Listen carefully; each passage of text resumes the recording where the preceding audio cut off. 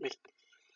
Bismillahirrahmanirrahim. Assalamualaikum warahmatullahi wabarakatuh. Bertemu kembali di mata kuliah Kimia Dasar 2, pertemuan yang ketiga. Nah, pada kesempatan kali ini saya akan menyampaikan atau menjelaskan tentang teori asam basa. Nah, tentunya teori ini mungkin pernah dipelajari di SMA atau sebelum perkuliahan, karena teori ini termasuk teori yang biasanya dijelaskan di kimia-kimia pendahuluan, kimia-kimia dasar. Nah, teori asam basa ini diawali dari pengertian. Nah, pengertiannya di mana asam. Nah, di sini asam itu biasanya kita mengidentikan berasa masam. Kemudian kalau basa itu diidentikan berasa pahit dan memiliki sifat yang licin. Tetapi sifat tersebut tidak baku gitu. Ada sebagian senyawa yang bersifat asam tidak berasa masam, dan ada juga senyawa yang bersifat basa tidak berasa pahit ataupun memiliki sifat yang licin.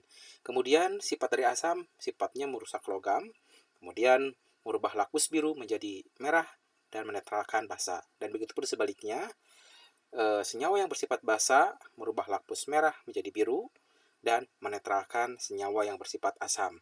Nah, di sini ada gambar, ada contoh di mana jika suatu lakmus yang berwarna biru dicelupkan ke suatu larutan yang bersifat asam, maka lakmus biru tersebut akan berubah warna menjadi berwarna merah. Dan begitu pun sebaliknya, jika lakmus merah dicelupkan ke larutan yang bersifat basa, maka lakmus tersebut akan berubah menjadi berwarna biru. Nah, bagaimana kalau misalkan dicelupkan ke dalam larutan yang tidak memiliki sifat asam atau tidak memiliki sifat basa, atau larutan tersebut atau zat tersebut sifatnya netral? Maka nanti lakmus merah tetap berwarna merah dan lakmus biru maka tetap akan berwarna biru. Nah, teori asam basa ini merupakan sifat kimia zat yang sangat penting untuk diketahui. Nah, biasanya atau pernah dikenalkan atau pernah dipelajari di SMA, di mana teori asam basa itu terbagi menjadi 3. Yang pertama, teori asam basa menurut Arrhenius. Yang kedua, teori asam basa menurut Bronsted-Lowry. Dan yang ketiga, teori asam basa menurut Lewis. Nah, untuk yang pertama, teori asam basa menurut Arrhenius. Nah, konsep asam basa sudah dikenalkan sejak abad ke-18-an. Untuk pertama kalinya pada tahun 1884, seorang ilmuwan Swiss bernama Svante August Arrhenius. Beliau memperkenalkan teori ini. Nah, teori asam basa menurut Arrhenius berpendapat bahwa jika suatu zat dilarutkan dalam air, maka akan menghasilkan ion.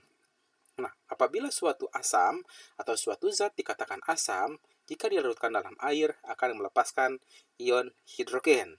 Nah, apabila suatu larutan yang bersifat basa, jika dilarutkan dalam air akan menghasilkan ion OH-. Nah, kalau dilihat reaksinya seperti ini, misalkan di sini ada asam Ha, jika dilarutkan dalam air maka akan menghasilkan ion H+ dan A-, di mana ion hidrogen itu merupakan penanda bahwa suatu larutan bersifat atau suatu zat bersifat asam. Dan begitupun pun suatu zat yang bersifat basa, menurut Arrhenius, jika zat tersebut dilarutkan di dalam air, maka akan menghasilkan ion B+ dan OH-, di mana OH- itu merupakan petunjuk atau penanda bahwa zat tersebut merupakan suatu zat yang bersifat basa. Nah, namun ada beberapa tanggapan dari beberapa ahli setelah Arrhenius mengeluarkan statement tersebut. Nah, tanggapannya apa saja di sini? Di mana kalau misalkan suatu zat dikatakan asam hanya melepaskan ion H+ dan suatu zat dikatakan basa hanya melepaskan ion H-, maka hanya terbatas dalam larutan air, tapi dalam larutan ion tidak terdapat OH-. Nah, yang bebas. Nah, dalam ion itu tidak hanya terdapat ion H+ yang bebas. Nah, ada beberapa asam dan basa tidak mengandung H+ dan OH-. Contohnya apa? Seperti amonia, itu kan bersifat basa. NH3 sifatnya basa, tapi tidak memiliki gugus OH-. Kemudian ada beberapa zat yang bersifat asam. Contoh seperti kalau senyawa aktif obat itu asam salisilat misalkan. Itu bersifat asam, namun tidak melepaskan H+. Nah, kemudian beberapa zat seperti amonia, natrium, karbonat menetralkan asam tanpa lebih dahulu melepaskan OH-. Nah, teori ini cukup rasional, akan tetapi setelah beberapa saat, para ahli kimia berpendapat bahwa ion H+ hampir tidak berdiri sendiri dalam larutan. Hal ini dikarenakan ion H+ merupakan ion dengan jari-jari, ion yang sangat kecil sekali. Kemudian, oleh karena itu, ion H+ terikat dalam suatu molekul air dan sebagai ion oksonium atau H3O+. Nah, sehingga reaksi yang benar untuk senyawa asam di dalam air adalah sebagai berikut, di mana suatu asam jika dilarutkan dalam air maka akan menghasilkan ion H3O+ dan A-. Nah, ion H3O+ itu merupakan ion oksonium. Jadi, sebenarnya reaksinya seperti ini. Karena H+ itu biasanya tidak bisa berdiri sendiri. Kenapa? Karena tadi jari-jarinya terlalu kecil.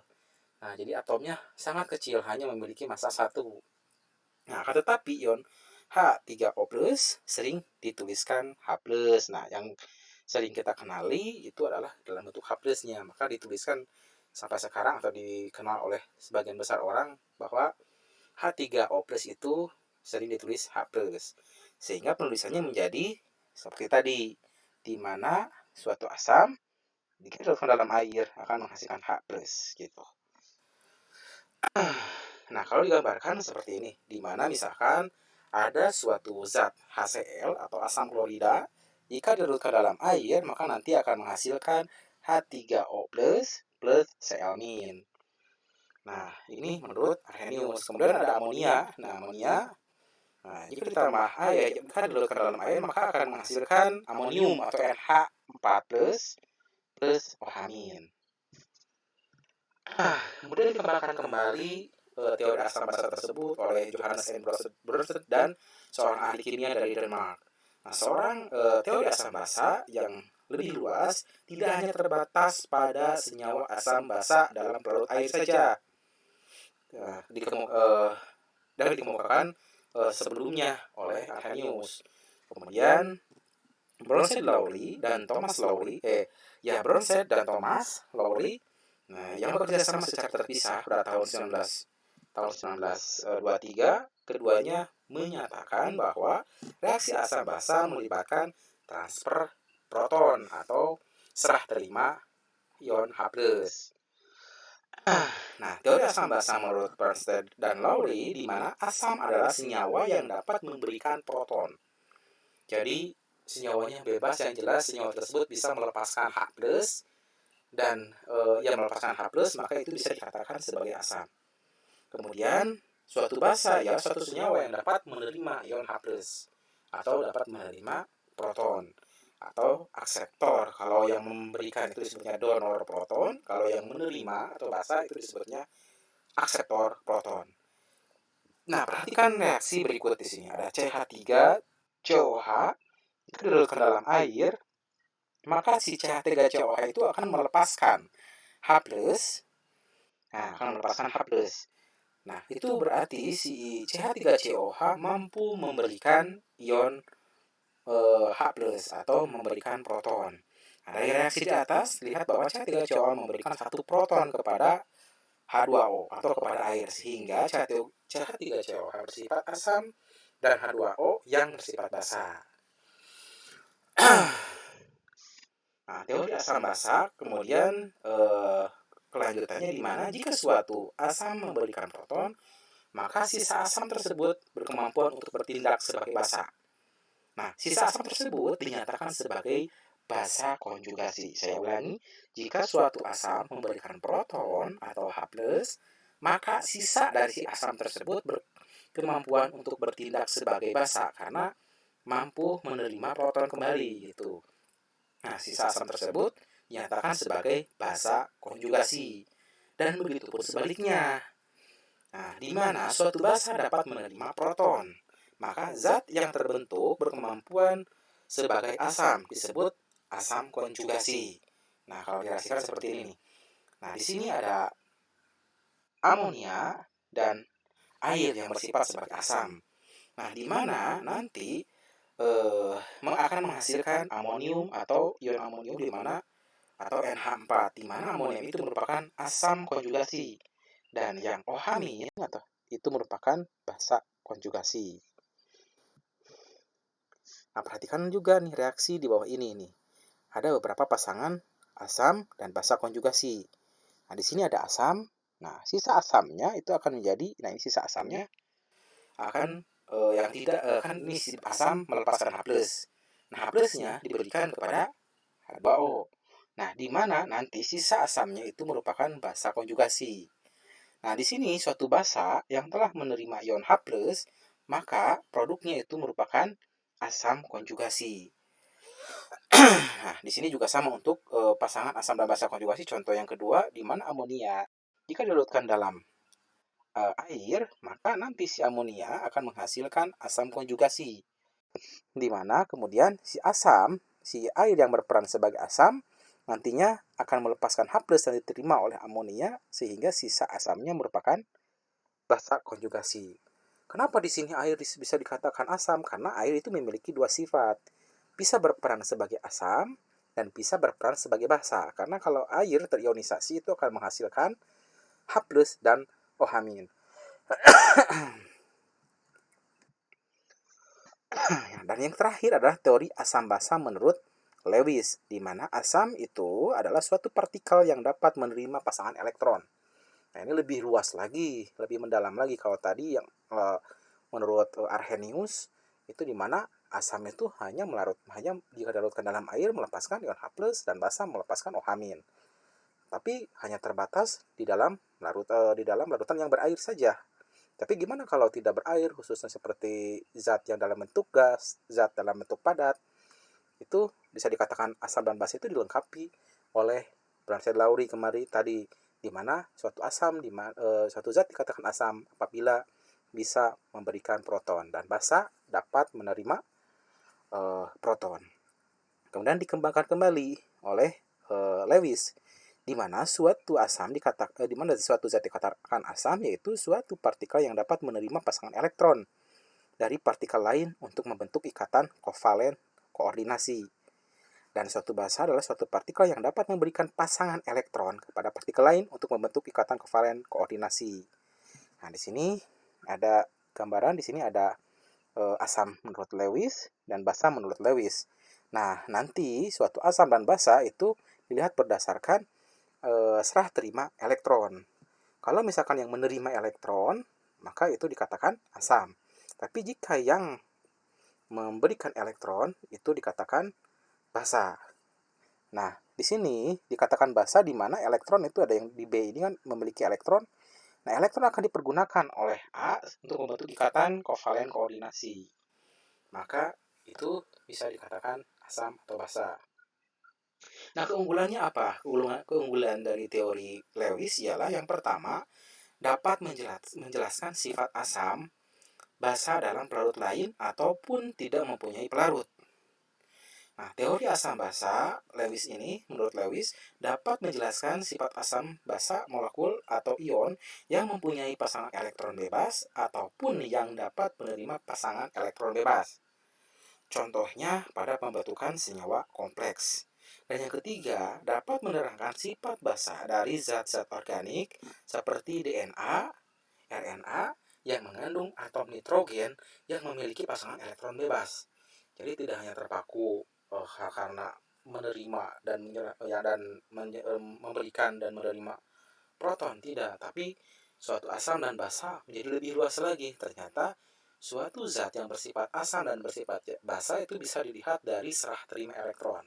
Kalau misalkan yang memiliki pasangan elektron bebas dan elektron itu dipergunakan untuk berikatan, ikatan kovalen koordinasi, maka itu bisa dikatakan basa.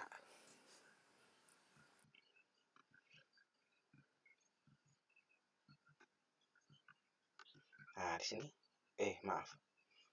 Nah, di sini suatu basa. Nah, ini basa ya, suatu basa di mana suatu basa ini memiliki pasangan elektron yang tidak berpasangan. Nah, pasangan elektron ini dapat dipergunakan untuk berikatan dengan senyawa lain. Nah, senyawa lain itu jika menerima elektron untuk membentuk ikatan koordinasi, maka Ini dikatakan asam, nah ini dikatakan basa karena memiliki elektron dan diberikan kepada senyawa lain gitu. Maaf ini kok maju sendiri ya.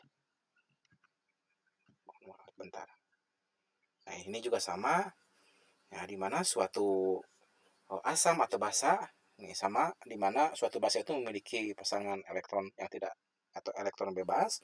Kemudian elektron bebas tersebut nanti akan dipergunakan untuk berikatan dengan muatan positif sehingga menghasilkan ikatan baru. Nah, ini juga suatu asam, ini dikatakan asam. Kenapa? Karena asam ini menerima elektron. Ini basa, karena basa itu menyerahkan elektron. Ini akan menghasilkan ikatan baru menjadi amonium gitu.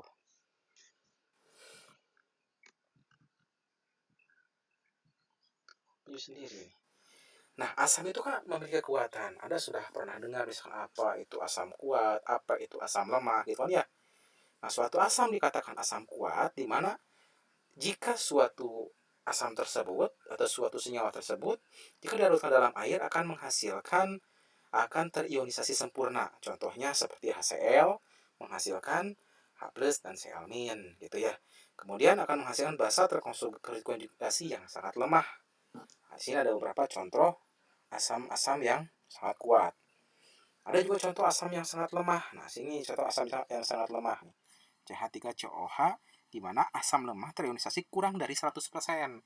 Jadi yang terionisasinya kalau CH3COH nanti hanya akan menghasilkan CH3COO dan COO- dan H+. Jadi lebih banyak senyawa yang tidak terionisasi. Tapi kalau senyawa yang bersifat asam kuat itu mendekati 100%. Ada yang 100%, ada juga yang tidak 100%, tapi tidak terlalu jauh dari 100%. Contoh yang 100% yang ini nih. HCl terionisasi menjadi H+ dan Cl-. HBr terionisasi menjadi H+ dan Br-. Hi misalkan di sini terionisasi menjadi H+ dan I-. Ada juga yang tidak terionisasi, yang terionisasinya tidak 100% ada. Contoh seperti ini nih. H2SO4 menghasilkan 2H+ dan SO4-. Nah, ini kan ada yang tidak terionisasi, walaupun tidak terionisasi semuanya, tapi paling tidak mendekati 100% terionisasi semua. Maka itu bisa dikategorikan larutan asam yang sangat kuat. Tapi kalau asam lemah, biasanya terionisasinya itu sebagian jauh dari 100%. Contoh CH3COO+, jadi hanya menghasilkan satu H+ saja atau satu proton, sisanya tidak terionisasi. Nah, begitupun untuk basa di sini. Di sini ada basa kuat, ada basa lemah, yang mampu melepaskan ion OH- dalam air, kemudian menghasilkan asam terkonjugasi yang lemah. Di sini ada beberapa contohnya. Begitupun untuk menghasilkan basa yang lemah. Nah, berikut saya tampilkan beberapa contoh.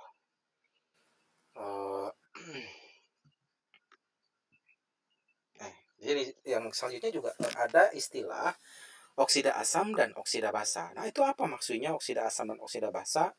Nah, suatu oksida asam apabila oksida asam kemudian direaksikan dalam air atau dengan air akan menghasilkan asam. Itu dinamakan oksida asam. Kalau oksida basa ialah suatu oksida logam yang dapat menghasilkan basa atau hidroksida atau OH- apabila oksida tersebut direaksikan dengan air. Sama saja.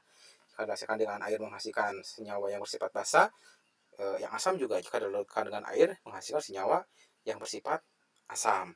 Contoh ada CO2 direaksikan dengan air nanti akan menghasilkan H2CO3.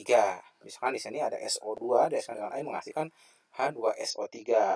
Kemudian SO3 direaksikan dengan air dan menghasilkan asam sulfat dan seterusnya. Begitupun di sini untuk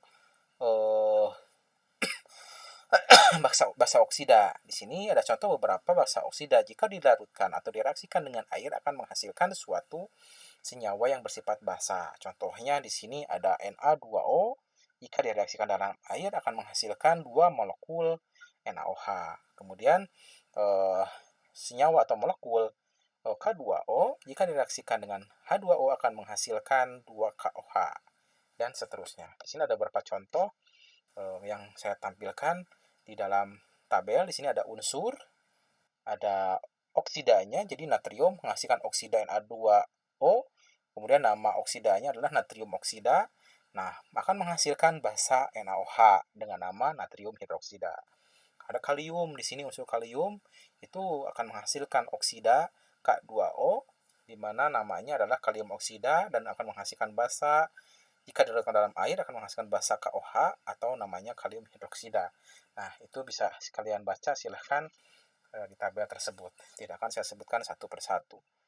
Kemudian ada asam, ada oksida asam juga. Di sini unsurnya ada unsur di sini ada B, ada C, ada Si, ada N. Di sini menghasilkan oksidanya. Kemudian di sini ada namanya. Kemudian asam yang dihasilkan, nama asamnya ada di sini.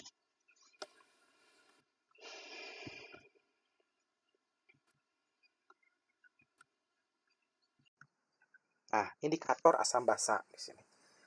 Nah, suatu senyawa yang bersifat asam dan bersifat basa itu hanya bisa diketahui dengan cara pengujian. Kalau misalkan kita tahu struktur kimianya atau rumus molekulnya, mungkin kita bisa memprediksi bahwa senyawa tersebut bersifat asam atau basa. Contoh misalkan asam salisilat, Anda tahu struktur kimia asam salisilat, Anda bisa memprediksi bahwa itu senyawanya bersifat asam dilihat berdasarkan struktur kimianya. Tapi kalau misalkan kita tidak tahu struktur kimianya seperti apa, bagaimana kita bisa mengetahui senyawa itu bersifat asam atau basa? Maka harus melewati pengujian terlebih dahulu. Nah, pengujian sifat asam dan sifat basa itu dipergunakan dengan dua cara, yaitu yang pertama dengan cara pendeteksi alami, yang kedua dipergunakan dengan cara pendeteksi buatan, atau istilah lainnya indikator alami dan indikator buatan. Kalau indikator buatan, contohnya seperti larutan indikator. Misalkan ada bikin larutan indikator, kemudian dipergunakan untuk menguji suatu zat atau suatu larutan, kemudian dilihat perubahan warna yang terjadi. Kemudian ada juga kertas lakmus, tadi sudah saya singgung di awal-awal perkuliahan. Nah, suatu kertas lakmus itu bisa dipergunakan untuk menguji atau mendeteksi senyawa yang bersifat asam atau senyawa yang bersifat basa. Jika misalkan diujikan ke dalam lakmus biru, diujikan ke dalam senyawa yang bersifat basa, maka lakmus biru tetap biru. Tapi kalau diujikan ke larutan yang bersifat asam, maka lakmus biru akan berubah menjadi merah gitu. Dan begitu pun sebaliknya, lakmus merah jika diujikan ke dalam senyawa atau larutan yang bersifat asam, lakmus itu tetap merah. Tapi kalau misalkan diujikan ke dalam larutan yang bersifat basa, maka lakmus merah tersebut akan berubah menjadi biru. Ada juga indikator universal. Kalau indikator universal berbeda dengan lakmus. Kalau lakmus hanya bisa menguji senyawa tersebut asam atau basa. Tapi kalau indikator universal itu bisa mengetahui berapa pH-nya. pH itu kan ada rentangnya, ada pH 1, 2, 3, 4, 5 sampai pH 14. Dengan indikator universal kita bisa tahu bahwa zat atau larutan itu diketahui berapa pH-nya. Ada juga pH meter. Kalau pH meter itu kita menggunakan alat yang lebih canggih lagi dengan pH universal. Kenapa? Karena kita menguji suatu larutan atau zat yang bersifat asam atau basa dengan menggunakan secara digital. Jadi kita bisa mengetahui pH-nya hingga 2 atau 1 angka di belakang koma. Misalkan pH-nya 3,5. Nah, bisa sampai seperti itu. Ada juga yang sampai 2 angka di belakang koma. Misalkan pH-nya 3,23, 3,35. Nah, dia sampai 2 angka di belakang koma ketelitiannya. Karena indikator atau pH meter itu sangat sensitif. Kemudian yang kedua ada indikator alami. Berarti kita menggunakan bahan-bahan yang berasal dari alam dipergunakan untuk menguji suatu zat atau larutan apakah itu bersifat asam ataupun bersifat basa. Contohnya apa? Contohnya kunyit misalkan. Anda ingin mengetahui senyawa tersebut asam atau basa, kita gunakan sari kunyit kemudian diujikan. Nah, apakah terjadi perubahan misalkan yang asalnya warna kunyit itu warna kuning berubah menjadi warna jingga kemerah-merahan atau orange kemerah-merahan? Maka itu bisa disimpulkan di situ larutan tersebut atau zat tersebut memiliki sifat basa gitu. Ada juga kol ungu yang sering kita makan di dalam makanan seperti bakwan, balabal, itu ada kolnya. Ada lagi jenisnya itu kol yang berwarna ungu. Nah, zat warna ungu itu bisa dipergunakan untuk uji asam dan uji basa. Ada juga bunga kembang sepatu. Bunga sepatu, nah pigmen warnanya dikeluarkan dengan cara diperas. tumbuk dulu, kemudian diperas, kemudian diujikan. Nah, ini akan dipraktikumkan nanti di laboratorium, insya Allah setelah Idul Fitri kita akan melaksanakan praktikum rencananya. So, mudah-mudahan tidak ada halangan. Kita akan uji pH suatu larutan dengan dua alat tersebut, dengan indikator buatan dan dengan menggunakan indikator alami. Nah, ini contoh indikator atau pH meter, indikator buatan. Nah, sini ada contohnya. Nah, di sini yang 2 desimal, di sini 2 desimal hanya satu angka di belakang 1 desimal hanya satu angka di belakang koma. Kalau ini bisa sampai 2 angka di belakang koma nih, 6,16. Ini juga 2 angka di belakang koma. Nah, semakin sensitif, tapi semakin banyak angka di belakang komanya, itu biasanya harganya lebih mahal karena lebih sensitif. Jadi dibutuhkan teknologi yang lebih mutakhir.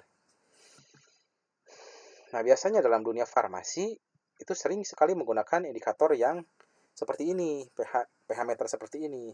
Baik itu di bidang analisis, teknologi farmasi, farmakologi, biasanya menggunakan pH meter seperti ini. Kalau teknologi farmasi misalkan Anda mau melakukan evaluasi sediaan krim, misalkan itu diuji pH setiap rentang waktu tertentu. Kalau di analisis misalkan kita akan membuat daftar fosfat untuk fase gerak di HPLC. Itu indikatornya dengan menggunakan pH meter ini yang buatan yang lebih sensitif. Nah, di sini kenapa maju sendiri ya? Kurang tahu, mohon maaf kalau agak pusing sedikit. Ini gerak-gerak terus. Nah, di sini lakmus tadi sudah saya jelaskan, sudah saya singgung di awal perkuliahan. Nah, di sini dalam larutan asam, di mana jika larutan asam, lakmus merah tetap akan berwarna merah, tetapi lakmus biru akan berubah menjadi biru. Dan sebaliknya, jika suatu larutan yang bersifat basa, lakmus merah yang akan menjadi biru, lakmus biru tetap jadi biru. Gitu. Kalau larutannya netral gimana? Kalau netral, nah, kalau lakmus merah tetap merah, lakmus biru ya tetap biru. Gitu, kalau netral. Oh, maaf. Nah, indikator universal. Nah, indikator universal contohnya seperti ini.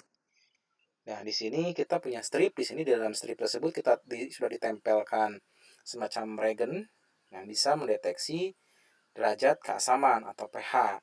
Nah, nanti jika strip ini dicelupkan ke dalam larutan, nanti akan menunjukkan derajat keasamannya atau pH-nya. Nah, sebagai bahan perbandingan di sini ada gambarnya nih, ada gambar pH 1, 2, 3, 4, 5, 6, 7, 4 sampai 14 di sini nih yang tulisan ini. Nah, tinggal strip yang ini dibandingkan ke sini. Disandingkan kira-kira warnanya kena kemana nih. Kalau warnanya sama misalkan di sebelah sini, maka pH-nya 5 misalkan gitu. Itu indikator universal. Tapi indikator universal ini sifatnya mono, jadi pH-nya 1. Jadi kita tidak bisa melihat pH di belakang koma. Jadi kalau 1 ya 1, kalau 2 2 gitu. Gak ada 1,5, gak ada. Ini kenapa sendiri? Nah, kemudian di sini ada larutan indikator.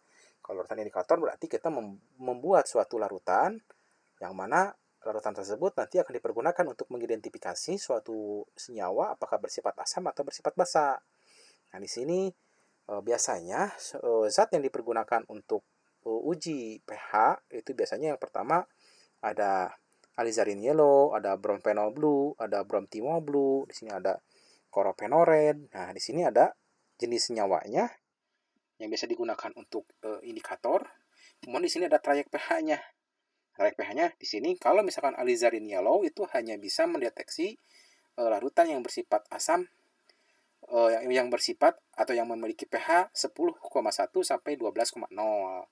Nah, perubahan warnanya di sini jika larutan asam itu akan menghasilkan warna kuning. Tapi kalau misalkan sudah basa, karena perubahannya di atas 10, maka akan menghasilkan warna merah. Nah, kalau misalkan di sini bromphenol blue, nah jika pada larutan asam akan menghasilkan warna kuning. Nah, tapi kalau larutannya sudah basah akan menghasilkan warna biru karena perubahan warnanya dari 3,0 sampai 4,6 itu sudah menghasilkan perubahan warna. Gitu. Dan begitu pun selanjutnya. Di sini ada zatnya, di sini ada trayek pH-nya, di sini ada warna yang berubah di pH asam, di sini ada larutan yang berubah warna pH biru. Ini juga akan kita praktikumkan insya Allah di laboratorium untuk trayek indikator. Di sini ada contoh juga, di sini ada metil violet, ada fenolphthalein di sini. Nah, sini perubahan warnanya di sini. Nah, pada pH 1 warnanya seperti ini, pH 2 seperti ini, pH 3 baru sudah berubah warna. Nah, yang kedua, fenolphthalein juga pH 1 sampai pH 8 itu tidak berubah warna, pH 9 baru berubah warna menjadi merah. Dan selanjutnya.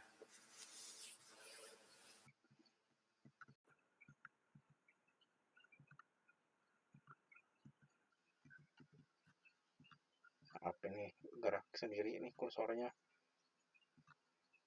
Nah, indikator alami, di sini ada indikator alami tadi sudah saya singgung, ada kunyit, ada kol ungu, ada juga kulit manggis. Kemudian itu juga bisa digunakan sebagai indikator asam basa secara konvensional atau secara sederhana. Nah, indikatornya di sini ada jenis indikator, ada kembang sepatu, kunyit, kol ungu, kulit manggis. Nah, di sini jika suatu larutan yang bersifat asam ditambahkan sari dari kembang sepatu, maka akan menghasilkan warna merah. Kalau basa akan menghasilkan warna hijau. Kalau netral maka tetap saja merah, tidak berubah apapun. Kunyit kalau dalam sifat asam itu akan menghasilkan warna merah.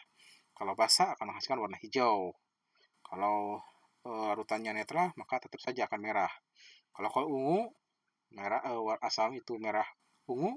Kalau basa itu akan menghasilkan warna hijau, dan netral itu akan menghasilkan warna merah saja. Ada kulit manggis di sini.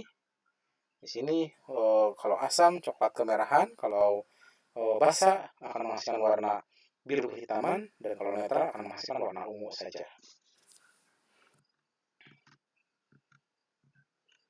Nah, perbedaan sifat asam dan basa di sini yang pertama, kalau asam senyawa bersifat korosif, kemudian basa senyawa bersifat kaustik. Kemudian nanti cari sendiri ya apa itu kaustik. Kemudian sebagian besar reaksi dengan logam menghasilkan H2. Kemudian terasa licin di tangan.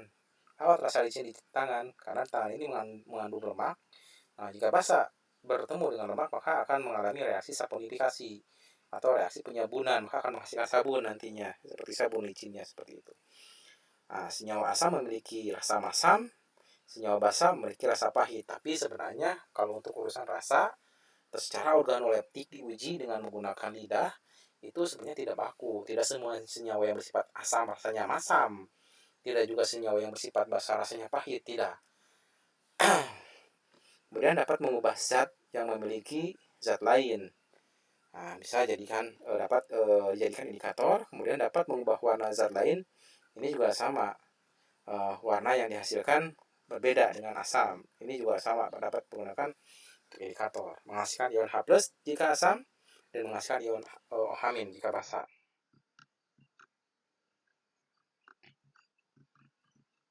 Maaf. Nah, di sini salah satu contoh untuk trayek indikator jika kita menguji suatu zat atau larutan dengan menggunakan kubis ungu. Nah, jika suatu larutan dalam asam kuat, nah nanti akan menghasilkan warna merah tua. Kemudian asamnya lemah akan menghasilkan warna merah. Asam menengah maksudnya asam lemah itu akan menghasilkan merah keunguan, netral itu akan menghasilkan warna ungu, basa akan menghasilkan biru kehijauan. Kemudian basa menengah akan menghasilkan warna hijau, dan basa kuat akan menghasilkan warna kuning. Nah, itu warna-warna yang dihasilkan jika kita menguji suatu larutan dengan menggunakan kubis ungu atau kubis berwarna ungu. Nah, di sini ada singkatnya. Tadi rangkuman dari yang saya bahas tadi. Di sini dimulai dari definisi. Di sini ada teori asam basa. Yang pertama, teorinya ini berdasarkan definisi, di mana asam menurut Arrhenius menghasilkan ion H+, dan basa menurut Arrhenius menghasilkan ion OH- dilarutkan dalam air. Tapi kalau berdasarkan Lowry, suatu senyawa yang dikatakan asam, maka ia berperan sebagai pemberi ion H+ atau donor proton. Tapi kalau basa itu merupakan akseptor proton atau penerima ion H+. Tapi kalau menurut Lewis, suatu senyawa yang dikatakan asam jika akseptor pasangan elektron. Jika dia menerima pasangan elektron untuk berikatan kovalen koordinasi. Tapi kalau misalkan suatu senyawa yang bersifat basa menurut Lewis, jika ia merupakan pendonor pasangan elektron, sehingga pasangan elektron itu dipergunakan untuk berikatan kovalen koordinasi. Kalau penetralan, jika menurut Arrhenius, pembentukan air reaksinya karena H plus misalkan suatu latun dilarutkan dalam air, kemudian akan menghasilkan ion H plus, kemudian nanti akan bertemu dengan basa yang OH min. Jika direaksi di netral, maka akan menghasilkan H2O atau air. Kemudian kalau menurut Bernoulli, penetral itu ialah perpindahan proton. Jika protonnya sudah berpindah berikatan membentuk ikatan koordinasi dengan asam, maka itu menghasilkan senyawa yang netral. Nah, kalau Lewis membentukkan ikatan kovalen. Kemudian reaksinya, menurut Lewis seperti reaksinya, menurut Bernoulli reaksinya di sini ada asam bereaksi dengan basa, maka akan menghasilkan sesuatu yang netral. Kemudian di sini batasannya, ini kalau Arrhenius itu hanya untuk larutan yang berair saja. Tapi kalau Bernoulli reaksi perpindahan proton. Kalau Lewis itu lebih umum lagi, bisa dipergunakan definisi tersebut untuk semua senyawa, baik senyawa yang sederhana maupun senyawa yang kompleks.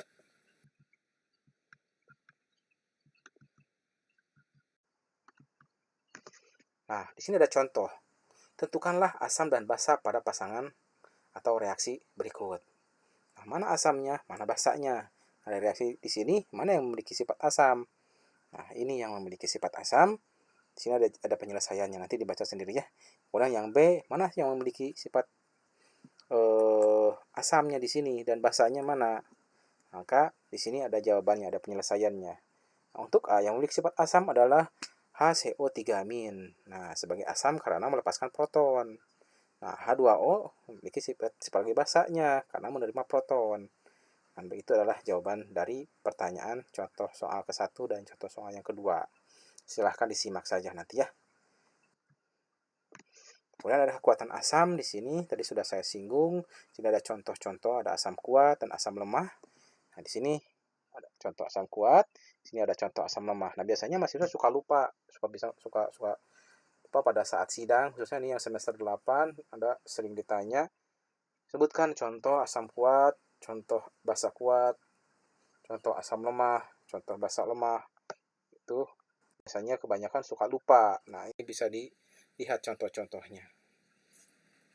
Nah, di sini suatu asam dilihat berdasarkan reaksi ionisasinya. Ada HF menghasilkan H+ dan F-, valensinya 1. HCl itu akan menghasilkan H+ dan Cl-, valensinya juga 1 karena menghasilkan 1 H+. Tapi kalau misalkan HCN di sini juga valensinya 1. Kalau misalkan H2S di sini valensinya 2. Kenapa? Karena menghasilkan 2 proton. Kemudian ada H3PO3 di sini menghasilkan valensinya 3 karena menghasilkan 3 ion proton. Ini suatu asam dilihat berdasarkan reaksi ionisasinya. Nah, di sini basa juga dilihat berdasarkan reaksi ionisasinya. Silakan nanti dipelajari ya, dibaca-baca misalnya NaOH. Kalau NaOH reaksinya jika terionisasi akan menghasilkan Na+ dan OH- karena menghasilkan 1 OH- maka valensinya 1 gitu. Kalau misalkan MgOH 2 kali, misalkan di sini akan terionisasi menjadi Mg2+ dan 2 OH-, maka valensinya 2 karena menghasilkan 2 OH-. Dan begitu pun seterusnya. Nah, senyawa amfoter, tadi senyawa amfoter itu adalah suatu senyawa yang bisa memiliki sifat asam ataupun basa, itu amfoter. Di sini ada amfoter asam, ada juga amfoter basa, gitu ya. Nah, saya cukupkan sekian barangkali untuk pertemuan kali ini, teori asam basa. Silahkan Anda barangkali ada yang ingin ditanyakan, boleh japri langsung. Ataupun misalkan ingin mencari wawasan atau ilmu lebih luas, silahkan boleh baca-baca lagi dari sumber-sumber yang bisa dipercaya, silahkan. Ataupun mencari dari sumber-sumber lain di internet boleh sebagai bahan perbandingan. Nah, saya cukupkan sekian. Akhirul kalam. Wassalamualaikum warahmatullahi wabarakatuh.